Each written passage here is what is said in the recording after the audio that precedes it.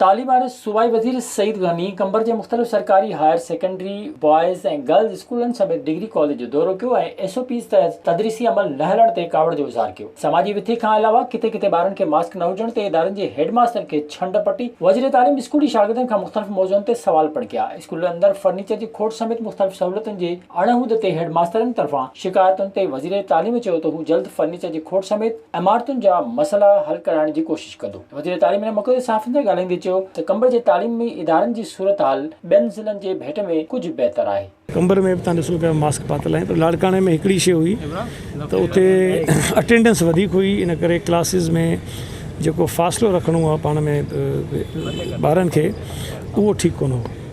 सो उहो मुताक़ीद कई आहे उन्हनि खे त तव्हां जेकॾहिं स्पेस न आहे त तव्हां हिन खे ॿारनि खे अल्टरनेट डेज़ ते घुरायो या शिफ्टूं कयो उन्हनि जूं या रूम्स वधायो।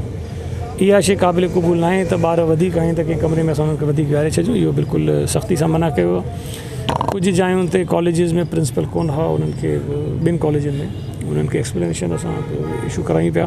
विज़िट कयो अवामी आवाज़ मीडिया ग्रुप जी वेबसाइट awamiawaz.pk।